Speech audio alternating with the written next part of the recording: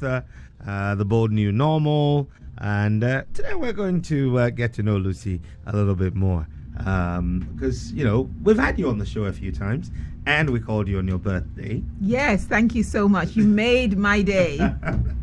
It was part of buttering you up so we can have you in the studio when you were in town, but we're happy that it worked. You know, you're welcome once again. Thank you. Thank you all for having me. How have you been?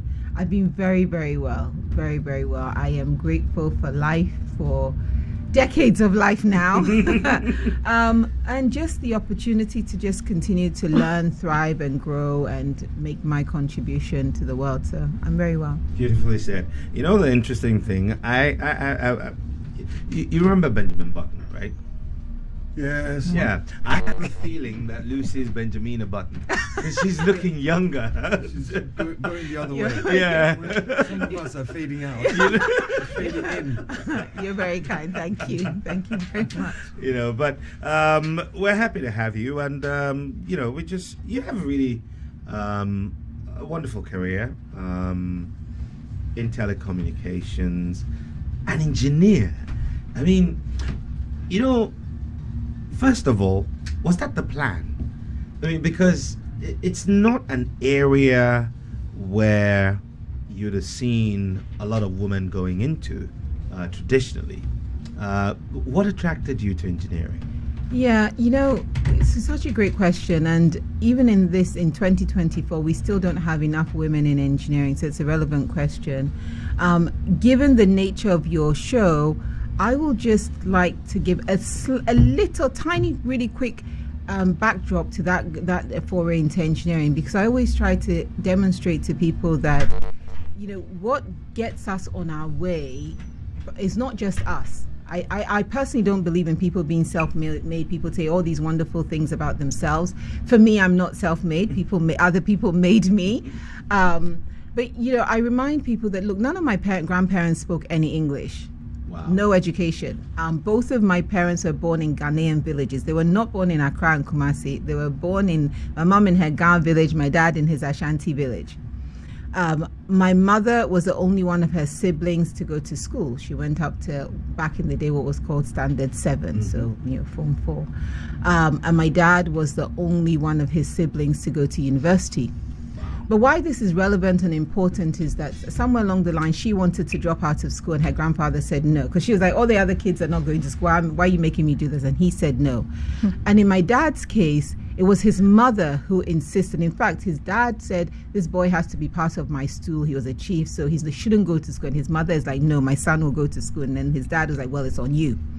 And this is relevant because I think it demonstrated, particularly for my dad, that women have such a strong influence and impact on what happens in life and in your outcomes. And so fast forward many years, he's an engineer. So my dad went on to become an engineer, even though he was supposed to be by the stool and be learning only traditions. And when I was born, he named me after his mother out of, you know, she did everything for him. But it also meant that he was very clear right from the get-go that his expectations of me were not limited by my gender, right? Because if he hadn't had a hardworking mother who insisted, who was tenacious, he wouldn't be him. That's right. And so right from a very young age, he made engineering very practical at home because it's what he knows. You teach your children what you know. True. So he would say, go and bring a screwdriver. We have to fix a plug. Go and do this. He taught me maths and so on. So somehow I think he greatly influenced what I thought I could do as a career.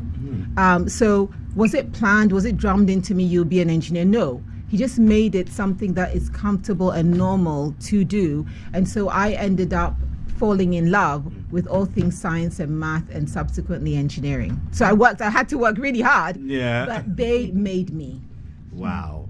That's beautiful. Tenacity of a mother. You can't go wrong with that, can you? You cannot. Absolutely. Well, so life in Wesley Girls, what was it like? Life in Wesley Girls was great. I mean, you're in this environment where everyone has come from, and our headmistress told us, you get to Form 1 and she says to you, you all came from schools where you thought you were the greatest, up and down the country, whichever part of the country you've come from, you really thought you were it. Yeah. Now, all the its are together. So now let's see what you have to offer. So first of all, it was an environment that was very conducive to realizing your potential. I talk about that a lot. When, the Bible says iron sharpens iron. When you're in a room full of iron, you better keep being sharpened, otherwise you might fall behind. So academically very strong, extremely faith-based. Obviously, it's a Methodist school, so faith was an integral part of life in school. But also fun, an opportunity to express ourselves creatively, because we had to do all the entertainment ourselves and we had to be the ones to make things happen.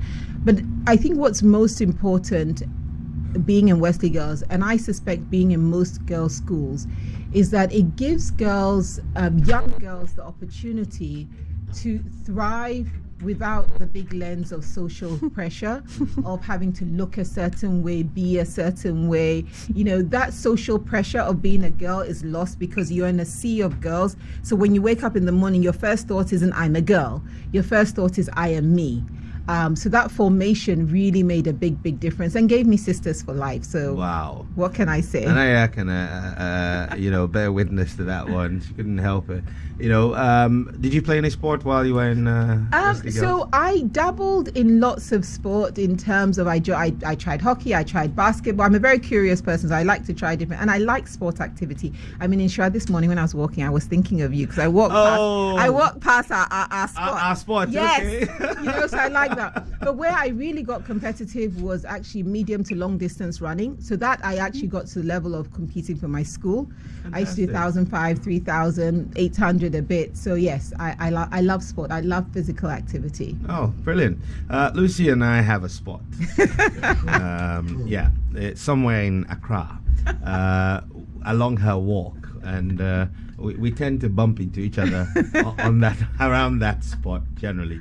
And forget that we're supposed to be going somewhere and just talk. And then we'll stand there and talk, and they're like, oh God, you're on your walk, okay, see you later.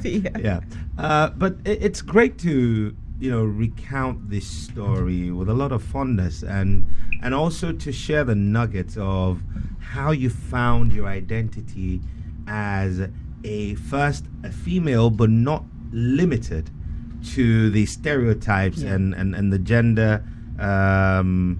What's the thing? What's it called again? I think you said it. The stereotypes. Oh, is it? Okay. Stereotypes. Yeah, I was trying to be a little bit more intelligent. It's okay, you were fine. Stereotype is fine. Okay. You're good. Okay. All right. So gender stereotype. And also the nurturing, not of your mother, and I'm not saying this as but of your dad. Yes. Because typical Ghanaian setting, we're made to believe that the father just provides and the mother does the nurturing. Yeah. How important was that to reaffirm your ability to just dream and be who you wanted to be? Extremely important. Look, I know that not everyone has the opportunity to be raised by both of their parents, and I understand that. But also there's situations where, people feel that it's not important to have two parents. I like to emphasize that it's by design. If you have the opportunity to have the experience of being raised by both parents, take it seriously. It is a God-given gift. It is required. If it's not the case for whatever reason and it happens, then we find other means. So for me, even though in later life, maybe I wasn't always with both of them, at least those early years of being nurtured by both of them were extremely important. My parents are very different from each other. And my mom is the one who was strict. I always thought that, there were times, when you have a strict parent and some days you think, does this person even like me? I had those times. I'd be like, this woman, does she even like me? Which she does. Which she does. She absolutely, even to this day, late into her 70s, she will take the time. And my dad was the sort of fun, but also the one who drove the intellectual engagement. And he loved to spend the time with us. The kind of dad who'd go for a walk with you, or not me, but one of my your siblings said they'd go fishing and things like in later life. So he liked to spend time, and he liked to demonstrate. I lost my dad 2 years ago, but thank you. But he liked to also demonstrate intellectual challenge. So for instance, I remember one time we're having dinner and there was a clock behind him up above, so he couldn't see the clock, and he asked me the time, and then we carried on eating, and then at a certain point in time later, and he didn't have a watch, he told me the time. I was like, how did you do that? Like, that felt like magic. But actually the whole time he was talking, he was counting the time in his head. Right. So he wanted to demonstrate that you can do more than one thing at the same time, and so on. And he always had this thing of, if they were having an adult discussion, right, he would call me in as a little child, and he'd say, let's ask Lucy, what do you think? And I know for a fact that now that I'm older, probably a lot of what I said didn't add a huge amount of value to the conversation, because as a child you don't have a lot of information. Yeah. But what he was doing with that was helping me find my voice. You have a voice, use it, express it, tell us something, tell us what you're thinking, think about what we're talking about and tell us something. Wow. So that nurturing dads, please, they need your time. They don't just need your money. They need your time, your attention. They need you to be the role model and example that they can look up to, but you need to show it to them. Don't just tell them. Wonderful. Now, you're an Odadia. Yes. I mean, what a combination. Here Wesley we go. Girls High School and Presbyterian Boys Secondary School. How did that one do happen? If you tell me that something is the best, at this point in time, that's going to be the target I go for. Oh. And what happened with Presec? So I was a science student, obviously, and at some point, Presec had received some funding to set up a science college. At the time, I thought the science college was very new, but actually, the first women who went to Presec was like something like 1974. I had no idea, but I've met many of them now, so Wow. love to hear their stories. And Mrs. Asensotri is one of them who went to Presec. And so I wanted to experience the science college with, back to the best of the best, all the best science students in Ghana. Let's go and duke it out. And that was my attraction to Presec, to be in an environment where we were challenged from a science, the study of science point of view, specifically the science college. And when I say I was thrown in at the deep end, I was thrown in at the deep end. The majority of these boys like me have been in their boys' school. Yeah, some of them had come from other schools, but majority were Presecans. Right. And then, majority of us girls had come from various girls' schools to this environment. And suddenly, for the first time in our lives, we're confronted with their boys and their girls in this class. That's right, because for you, it's all been 5 years of just being with girls. And Oh, for God. many of them, it's been 5 years of just Being with boys, more worrying. I know, right? No, but at least you'd have expected that Presec has they're within Accra, and so it may not be as much. But then again, in Cape Coast, you also have the boys' schools. But Yeah. anyway, They were completely like farmed. No, I shouldn't say that. Presec boys. Oh, what? But everything. The Bible talks about how everything works together for our good. Indeed. And for me, given the line of profession that I've subsequently gone on to be in, going to Presec was very important foundationally for me. To be relatively still young, late teens, be in an environment where I was challenged in ways that was very typical of the real world. What I mean by that is that when we're in school and, our math teacher, Lagbo, says, solve a problem, I raise my hand, I'm going to the boys will tease you for going to the board to answer the question, right? In your girls' school, your friends will applaud you. Yeah. In the boys' school, they will tease look you. at her. Exactly. Look at Who her. does she think she is? But that is real life. We still live in a world where when women raise our hands to do something, they're like, who does she think she is? And the great thing is that they challenge me in real time. But even now, because several of them are people I still interact with, I'm in their chat groups, I think one big strength of Presec is debate. I don't know whether you know any Presecans, but they love a good debate. Oh, Yeah. Everything is up for debates. Trust me. And if you're not a good debater, you're going to learn to become a good debater to save your skin. So it was a really good experience for me, and I'm glad that I had that fraternity as well that I belong to. Beautiful ecosystem to grow in, leading on to your time at the University of East London and then your MBA from INSEAD. I mean, you are a chartered electrical and electronic engineer.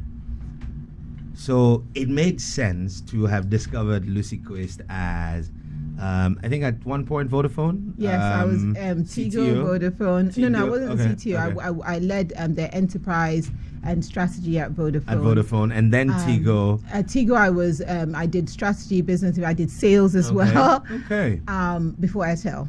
Okay, and then CEO at Airtel. Yes. Airtel Ghana. Right now, telecoms. It makes sense. But lately, you've gone into finance. Yes, I have. I have gone into financial services, which also makes sense, can I add?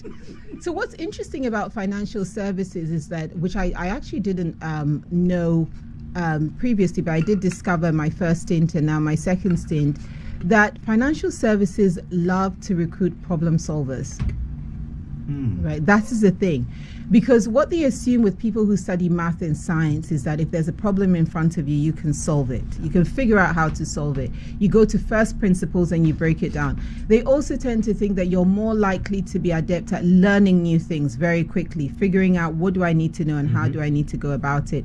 So actually, financial services is an industry that's very open. Apart from their technology divisions, which is where I have worked mostly, what they love is the fact that you can solve problems. So across the world, they actually go to universities and they can go and recruit. Yes, they have the people studying banking, but they'll go and look for the people studying computer science, natural science, various sciences, just for that problem solving capability and analytical capability. For me, going into financial services was really an extension of my technical career in terms of my understanding of how systems work, processes work, how to serve the customer, how to think about their journeys, how to think about profitability, all those skills I built over years. Of course, stepping in, you have to learn new things, but you have to come in, especially because you go in at a senior role because you've had a career, you have to come with skills that are transferable into that industry, and that's exactly what I did. Wow. Oh, wow. Nanaya, I'm out of questions. No. It's my turn to just watch in awe and admiration. No. I mean, it's always a joy listening to Lucy Quist speak. But there's so many things going on there, both from your childhood. But let's stay perhaps with the business of the career and moving from pure sciences into working in the world of hard corporates. Again, moving into the corporate world, perhaps not immediately on a grand scale, but certainly with big players in the telecoms market over here in Ghana, without question. Again, did you find that there were gender stereotypes that you were having to fight against, or was it at such an early stage of the industry that it was still making itself up and it didn't matter that much? Oh, it does really, really matter. I mean, to give you some concrete examples, for the industry as a whole in Ghana, but even across the world, we're still, so I'm speaking about telecoms now, but it really applies to financial services as well. But in telecoms, it's still a surprise when women take on certain roles. So, for instance, when I became the CEO of Airtel, believe it or not, I became CEO of Airtel 10 years ago. Can you believe it? Yeah, wow. The start of my CEO journey was 10 years ago. Incredible. And at the time, my personal biggest concern was my age. I thought, people will say, she's not that old, That was the only thing I was thinking about. I think in the whole time, I might have encountered one person where age mattered to them. But everyone else, including the media, it was my gender. What is a woman doing? Yes, it was the gender that was the news. It wasn't the age, which didn't occur. So by extension, you can understand how I think then, because I wasn't thinking about my gender, and a lot of it is the way I've been socialized at home, at school. When I step into an environment, I don't think about myself first as a woman. I am a woman, but it's one of the things I am, and I know physically that's the thing that people see immediately. But you have to think of yourself in all the other formats that you can, all the other guises of yourself. They're all part of who you are. And the question was very specific about, do I find biases? I always tell myself that if you have a bias against women or against someone like me, it's a product of your socialization. It's not because of anything I have said or done. It's your mind that has been created that way because of what you've been taught. So I always remind myself that, Lucy, someone else's bias is not your problem. The fact that you have a bias doesn't mean I should carry it. I need to step forward and be the best of myself. And then maybe it will influence your bias or become a data point contributing to your understanding that you shouldn't feel that way about women. Whatever it is, I will play my part in just projecting who I am. Because if you walk around embracing other people's biases, you will never get anything done in this world. But when it doesn't work, what's your reaction? Upset, or you just walk away from it? I think it depends on the situation. It is a bit of both, because I have been in situations, in meetings, where people have not directly thrown their bias at me, but at someone like me. Right. So if you're talking about someone like me in a certain way, then in my mind, I'm thinking, well, I'm not in the room. This is probably how you're thinking about me. So I tend to be the one in the room who will speak up for the person who's absent. And the reason why I said, a bit of both is that there are times when I've had to walk away because you can feel yourself becoming physically upset in that defense mode. And as a business leader, I'm very cautious that when you get emotional, you're probably going to add flavors you don't need to add to your statement. So then you do have to know when it's time to walk away. And for me, it's my emotional barometer that tells me when to step away, depending on how even in emails, if I am feeling upset, angry, whatever, and I'm typing an email, I know that voice is in that email. I know it. So I won't send it. I'll come back and read it when I'm calm. I'm like, yep, there is. If you had sent this email, you have just emailed your frustration. So I don't do that. So yeah, sometimes I do have to walk away, but more often than not, particularly when it's leveled at someone else, I like to be the voice of reason in the room and tell people how what they're saying is actually counter to the person's interest. Now, we've talked a lot about the gender aspect of things, even the age aspect of things, the counterintuitive thing of being a woman in science as well versus the usual idea that women opt for the humanities and the arts. There's also the aspect of you're moving from here to study abroad in England specifically, and again the thing that is immediately visible to people, this is a black person. Absolutely. And it is a black woman, and there is the angry black woman stereotype. So how did you deal with that, moving to London? At what sort of age were you? So when I moved back to the UK, I was 19, and the first job I worked in is the industry, the company I ended up spending 10 years in. I worked at Ford Motor Company, so I literally grew up at Ford. Wow. At Dagenham? I started in Dagenham. Okay. And then later I was in Dunton at the Design Centre. And then later I was in Portugal because they have a plant there, so I had to set up manufacturing processes in Portugal as well.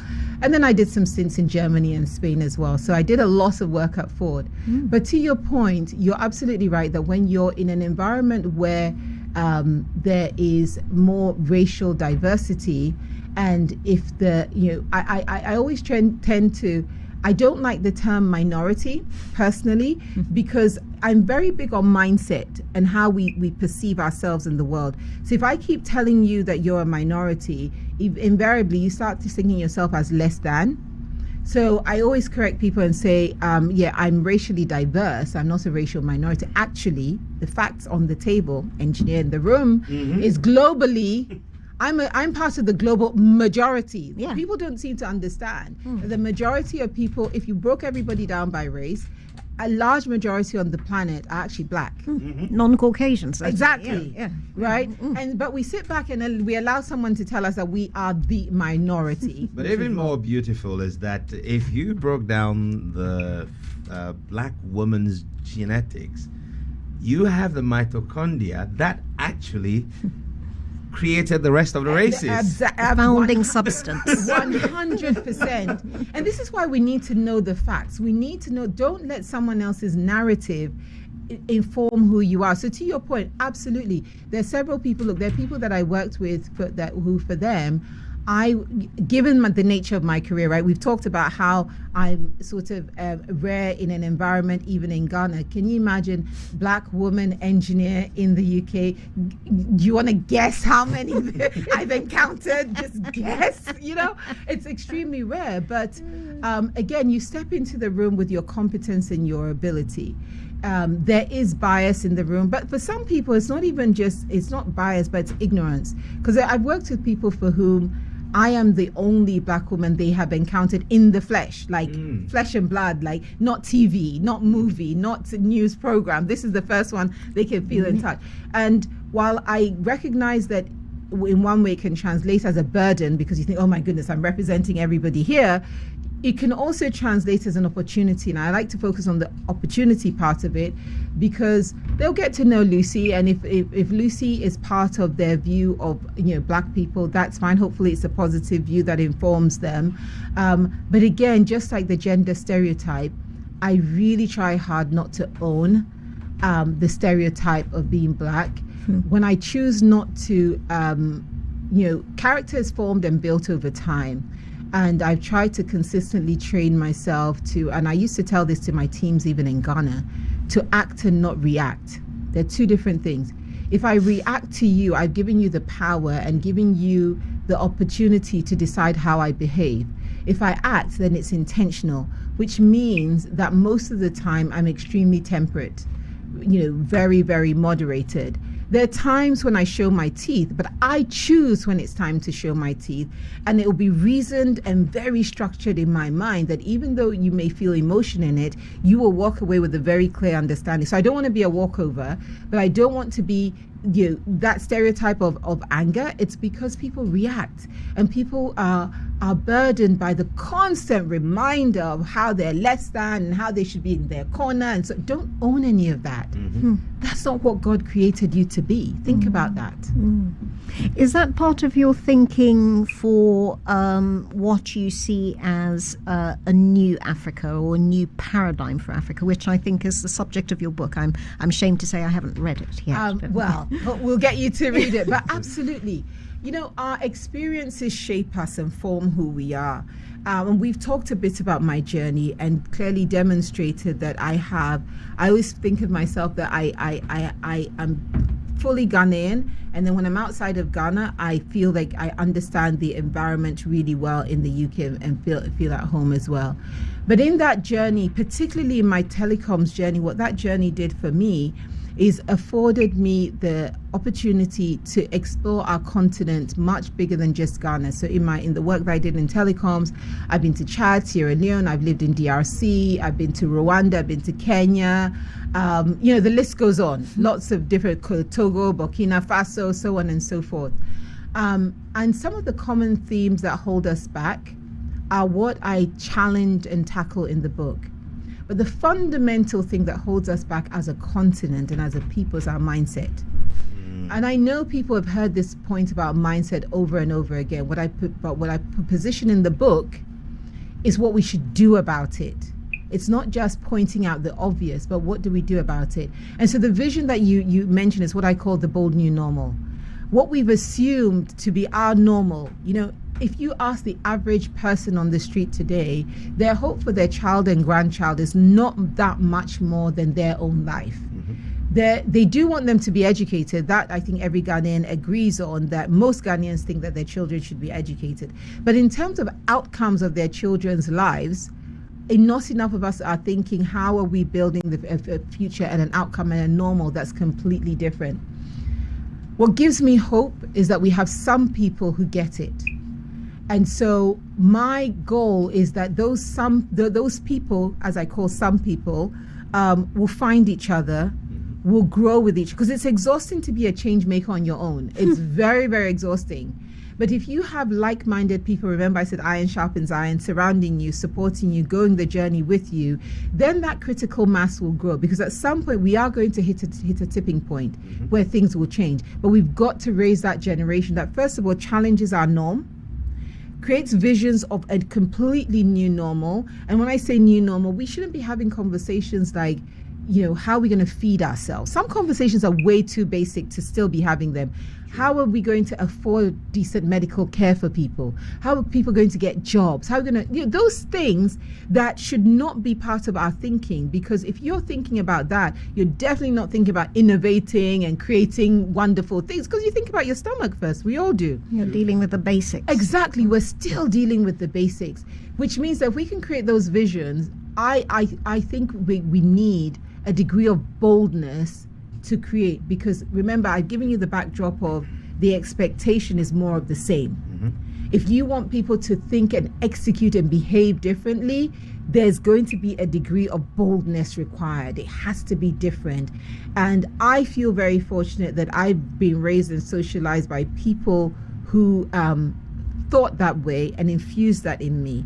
And every time I think about my mom, I think, how does a girl in a village in Sawam, near Sawam, who is the only one who's going to school, dream of seeing the world? She said she literally would see a plane passing and she'd go, one day I'll be in a plane. I said, you haven't even gone to Accra. I mean, all the more reason why. You haven't made it to Accra yet, my dear. So don't be thinking about the rest of the world. And as I speak to you right now, my mum is in Australia. She's in Australia. I've never been to Australia myself. She's in Australia. Wow. So it is possible to create different outcomes.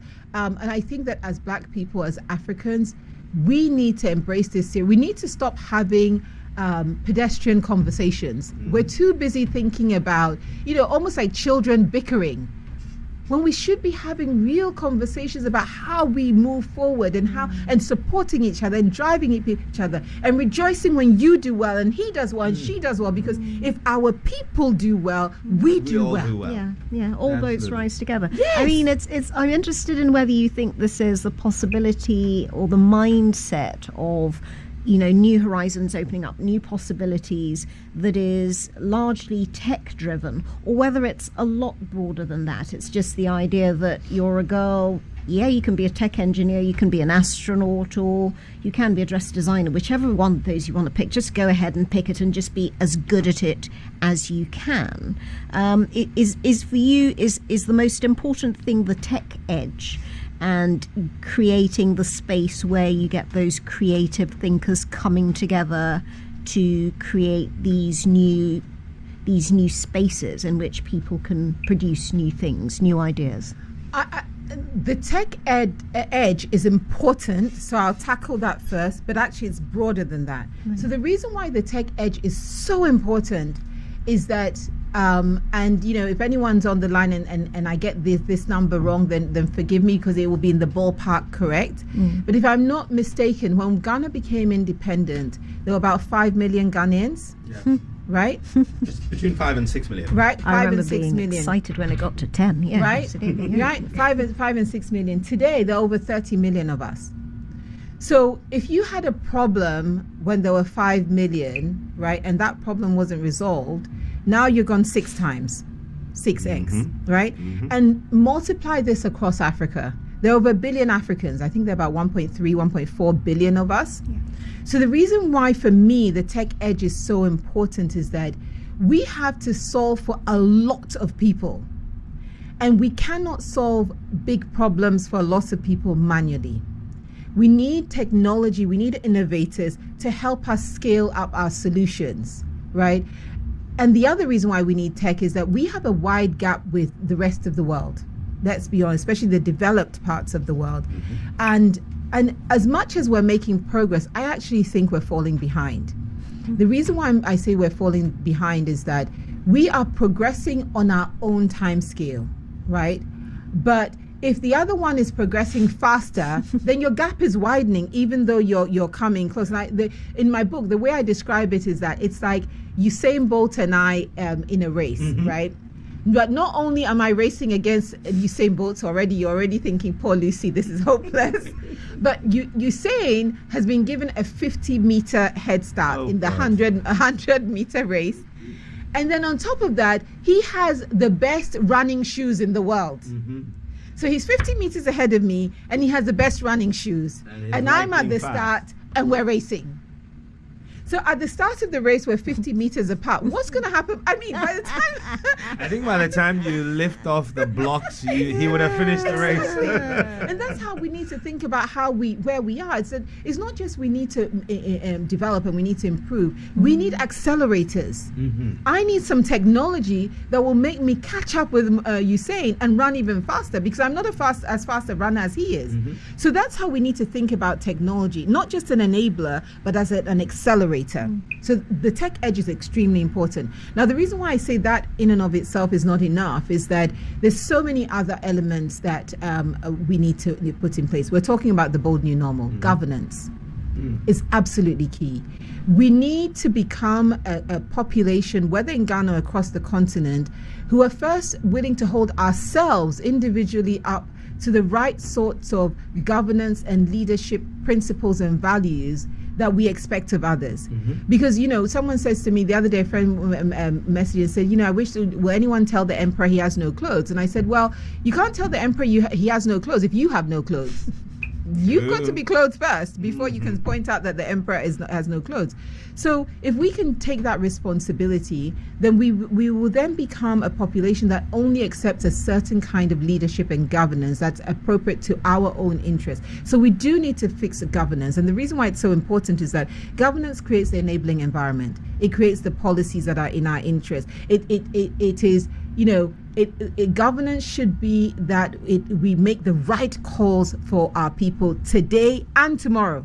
Not the call that will be good for today, but will hurt the people in the future. So governance is extremely important. The role of what you are doing in this studio, the Fourth Estate, cannot be underestimated. You cannot create change without communication. And I think this is an area that we consistently, I think, miss. Countries and nations are built on stories, right? People talk about the American dreams, all stories. Foundation myths. Exactly. It's all stories. So people grow up and they're socialized to think that, I can do this, I can be that. They've been sold a story. And I'm not saying there's anything wrong with the story, but what are the stories we're socializing our children with? Right, even in family settings. So communication is extremely important in shifting the thinking of the Ghanaian and what we can do. And then I'll tap on the last area, which is the creative aspect. Technology can sell a nation and position a nation, but actually your creativity. Your countries can be sold on fashion. They can be sold on their food. People experience you first through things that they can interact with. An item of clothing, a dish I tried, something that makes you warm to the country before you even think to do business with them or engage with them and connect with them. So we all have a role to play in really moving our country and continent forward. As being individual ambassadors for a new idea of a new Africa. Exactly. Fantastic that you're seeing all the elements working on all these levels at the same time. I wondered how or what you think of some of the people who are trying to change the mindset. For example, reading the business papers recently, there's been a lot of talk about the definition of African countries and their economies through the language of poverty, and how it's time to start talking about wealth creation. Coming from a family of economists, this is a familiar argument I've been hearing for a long time. There have been people like, for example, Leslie Looker with the African Futures Institute, trying to create again the space for people doing new thinking, just in the realm of architecture, raise the standards, give people postgraduate degrees that bring them up to an international standard, and get everybody working like Francis Kéré or any of the other great African architects. And yet, again, in her case, being caught up against the thing of the basics undercutting you. So I think she decided to pause the institute because she said, I can't have this thing of I come into work and I don't do the blue skies thinking. I'm thinking about we need data and we need fuel for the generator, to cope with when the lights are off and that sort of thing. Where for you in Africa, because you've travelled around so much, I want to hear so much about DRC, which is just like on a whole different level. But where have you found perhaps pools of people coming together as creative thinkers in any area that gives you hope that, that spot's going to be really big in 20 years' time? Gosh. Of all the things I speak about, the spots of brightness are varied across the continent. So one thing I wanted to say as you were speaking, the bottom tagline of my book, The Bold New Normal, is creating the Africa where everyone prospers. So fundamentally, we do need that economic prosperity, where we're not thinking about the basics, because when we are doing that, we're not thinking about second order, third. A country like Mauritius calls themselves a tertiary economy. They've gone beyond, they've gone into services, income, and we're still, most of us, at that primary level. So let me give you some concrete examples. I first traveled to Rwanda in 2009. And I subsequently went there quite a number of times. And what struck me about Rwanda was the fact that every time I went to Kigali, there was tangible progress. I know across the world there are different opinions about the leadership, the governance, and so on. But actually, one of the things I remind people, because I also not just went to do business, I went to the Genocide Memorial. 1994, people were slaughtering each other and the rest of us were oblivious. And I say to people, you don't understand, a country where we are still living with some of the people who experienced that firsthand. Do you think a Ghanaian head of state will be good for Rwanda? I don't think so. Because we tend to be congenial, we want to be nice, when you have these tensions still there are people whose neighbors called forth for their child to be killed. Right? So I think we need to identify that every environment needs a certain kind of leader. So that's just my caveat on Rwanda and their leadership. But that leadership has managed to corral a country where genuinely, in my own eyes, you can open a business same day. It takes hours. It doesn't take, days and guru boys. Hours. You go in, you start a business. Which means that it makes it welcoming for people who really want to test it out. Your business may or may not work, but at least the processes are there. As I understand it, you buy and sell land in Rwanda electronically. There's no middleman. There's no going here, blah, blah, blah, blah, blah. No papers that you have no. So when it comes to an enabling environment, and oh, by the way, and again, this is on hard business fact, this is not hearsay and conjecture. When there's senior positions in Rwanda, the first person you have to recruit is a Rwandese. Oh. And if you can't find it and I'm talking multinational, I'm not talking just any business. And if you can't find a Rwandese, the second option you have is you have to recruit an African. But mind you, and I had a friend here who got a job, that you have to prove your academic background to why you are better than them finding someone locally. And it's only after then that you have scoured, exactly. You have to prove that you scoured Rwanda, you scoured Africa in this whole 1-point-something billion you didn't find, and so therefore you had to go out, right? That has been intentional, right? So in terms of pockets of governance, that really is about bringing up the people and so on. You see that in Rwanda. When it comes to technology, I do, in my experience, see that Kenya has really taken the lead and really driven forward. And it really started from this idea, again, telecoms driven. Because look, to this day, we're sitting in a place where the biggest technology game in Africa is telecoms, right? But mind you, telecoms provides access. We need people to innovate on top of that. Most of the services that we use in technology ride on telecoms, or the telecoms infrastructure itself isn't the fundamental technology. So we need to get our minds beyond the access that is provided, and to think about the innovation. I know some telcos have launched products that are in the realm of innovation, but most of tech innovation actually happens outside of technology companies, and you see that in Rwanda a lot. Sorry, in Kenya a lot. Part of it was driven off, this whole big thing with mobile money, and it became the global M-Pesa became a global phenomenon. But they're actually going further. So I was just speaking to someone last week, and they're setting up a free zones. I know they've had free zones. We have it as well. But this particular tech hub is focused on businesses bringing their business to invest in Rwanda, getting all the tax discounts for innovators there, and investing more in the economy. So Kenya is definitely at one of the countries at the forefront of this whole idea of African technological innovation. So that's why I was trying to describe that the way we are on this continent, I'm yet to see a country that has covered all of it. We can, but let me throw in one quick line of controversy for people to go away and think about. The two countries we need to fix the most on this continent are Nigeria and DRC. And I held that view for a very long time, and I had the privilege of interviewing Ngozi Okonjo-Iweala about 4 years ago.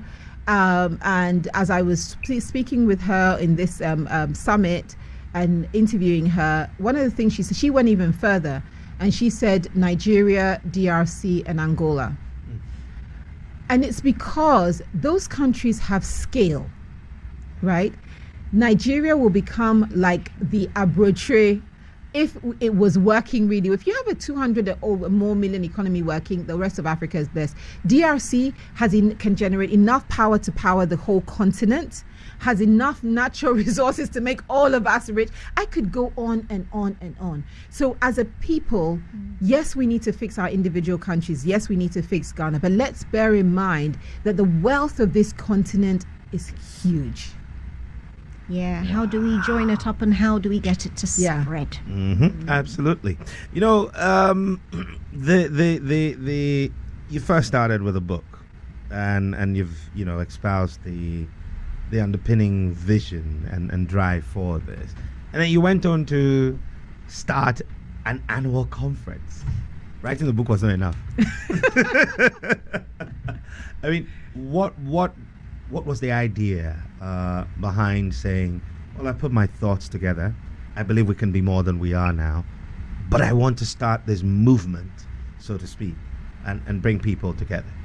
Yeah, we have a huge number of a growing number of change makers in our country, across the continent, around the world, who want to see a new normal. I strongly believe, as a Christian, that when you pray and you ask for your steps to be guided, they will be, but you've got to be listening and paying attention to know which step. Don't just say, Lord, guide my steps, and then ignore. And for me, beginning of 2022, I really felt led that the next phase of the journey was to have a conference. And I was quite baffled, even feeling led that way. I was like, but how do you organize a conference? But if God orders your steps a certain way, he will send you the people who help you make it work. And that's what I've been blessed with, an amazing team of people who really have the ideas, the structures, and so on. But the goal of the conference is to not only to reinforce the message of the book, but to bring together like-minded people, to give them a community that they can belong to, and to really bring other leading change makers to them so they can connect with. So my biggest goal is that people connect with each other. People who are creating their own bold new normal are speaking to each other, and people are inspired to create their bold new. I have stories that we could talk about all day long of people who've gone and started podcasts or to the business, that thing they really wanted to do, they left it with a boldness to actually do it, on and on and on. In fact, somebody even tagged me just yesterday and said, oh, this job I'm doing now, it's because I went to the conference, and so then from that I moved on. So everything I say, I don't like to be just a talker. If I come here and I say we need this, we need governance, we need I walk away and I say, well, Lucy, what are you doing about it? Remember, I said if you're not wearing clothes, you can't tell the emperor that they have no clothes. I've got to clothe myself and support other people in clothing themselves and creating their bold new normal. And if every individual can shift that vision and thinking and have those big dreams, speak to it. Partner with the right people. Really take step by step to grow, and in their bold new normal, we will be transformed as a nation and as a people before we even realize what is going on, because each person invested the energy to do so. What does Lucy do to relax? I know you go for your normal walks. This is really to keep fit, but I mean, do you actually have, down times where you do something for fun? I'm laughing so hard because I actually had a phase in my life where I'd forgotten how to have fun. I'll be honest. Working too hard. It's not. I think it's because I enjoy a lot of what I do. So even though you're physically tired, you're not feeling like you don't have any fun. But then I've said to myself, actually, you do need to and you make more time to enjoy your life. So I really, really enjoy spending time with my family. Really, really enjoy it. I just, especially, my husband, my kids, I just find them fascinating, intriguing, the things they talk about, they see, and so on. I enjoy that. I love to travel when I can. I've traveled a lot for work. I've traveled a bit for pleasure, but I love to see the world. So there's still Australia to see. I know, right? There's still Australia. My mom has beaten me to it. She's been there twice now, so I have a huge twice. Dignity. I honestly, when she was going this year, I was like, "You're going all the way to Australia by yourself in your 70s? Wow." I laugh because one of the I like watching crime dramas, and my kids are like, "Why are you watching this again? Like, Mommy, don't you have anything else to watch?" But they don't get it. They think I like it for the gory detail. That's not what I like it for. The problem solved. Yes. What was this person thinking? What drove them to this? What is going on in their mind? I find that fun to watch and really challenge and try to think about them, and just hanging out with my friends. This year has been such a blessing of a year, because my year group, for the most part, has turned 50 this year. Yay. For the most part, a few last year, there'll be a few next year. And one of my goals in my 50th year was to celebrate with those who are celebrating. So I've actually had more fun in this last year because I was intentional about it. Like if you say the 50th party is here, I'm there. And to crown it all, we spent a year planning this, but to crown it all, my schoolmates and I, 22 of us, went to Jamaica together to celebrate our 50th. Oh. Wow. But we'd planned it for a year, so we didn't just pack up, but we wanted to make sure as many Jamaica. people as possible could afford to do this. And so we spent a whole year preparing, and boy, did we have a great time in Montego Bay. Wow, fantastic. And people came from all over. Just to add, it wasn't just those living in Ghana, people living across all over. We convened. Those, one of my friends, I hadn't seen her since 1991. Oh, bless. Right? See, girls would do that. Yes. Girls would always do that. I heard people from St. Rose's doing the same. Was it St. Louis with Malta? And it's just a beautiful thing to do. So you've created a whole... Why are you stereotyping that? It's not a girls stereotype, will do it's a this? fact. We do it too. Every evening. I was just going to say, yes, over chinchinga and beer. Exactly. Whereas we went away to become 15 again. Literally, we were schoolgirls all over. Wow. Everywhere we went. Honestly, Ghana was on the map because, let me say this really, really quickly. Yeah. So Westie Girls is green and yellow. Yeah. Those are our colors. Yeah. Oh, the Jamaican flag. And the Jamaican flag. Yay. So it made people so curious. Like, people would just stop us and go, "Where are you from? What are you doing here?" They're like, "Are you like a special?" I'm telling you. One of our tour guides was actually live streaming us on his Instagram, and people were calling him and so on. It was so much fun. But you know what I love the most about going to Jamaica? Every time a Jamaican described anything about Jamaica to us, and we got caught out a couple of times, they would say, "We do X, Y, Z," and when we would go, "Oh, we do the same in Ghana," they're like, "When we say we mean all of us. Stop correcting us and saying you do the same in Ghana. You are the same as us." Wonderful. Lucy, it's always wonderful catching up with you, and you've been our guest on Road to Greatness. Lucy, congratulations. I mean, CEO of Airtel. You've done Marketing Woman of the Year. The Lisco Ambassador. University of East London Alumni Changemaker Award. Telecom CEO of the Year, CSR CEO of the Year, Corporate Leadership Awards, you name it. You're an inspiration, and the fact that you keep doing what you do and have this desire to see the continent elevated. It's just beautiful to watch and to celebrate. Bold New Normal is happening this weekend, isn't it? It's this weekend. Okay. On Saturday, 26th of October, in 2 days. It's at the Pearlygate Gardens in East Legon. That's on Boundary Road, the main road. If you want to get a ticket, go to Ego Tickets and just search the Bold New Normal, and it'll take you straight to the page. Or you can use the short code *713 *33 *121#. No, I haven't memorized that. Oh my God, only you just know your way with numbers. So, thank you so much once again, Lucy Quist, and we're grateful that you shared your story with us today on our road to greatness. Thank you so much. Thank you for having me. Thank you for everyone who has spent the time to listen to us today and share. And if there's one word I want people to remember, think about the little girl in the village in Nsawam and her vision about sitting in planes, and dream much, much bigger than anything you can see around you, and go for it every single day. Thank you. I have nothing useful to add to that one except to say let's hear some music and we'll take a break and come back.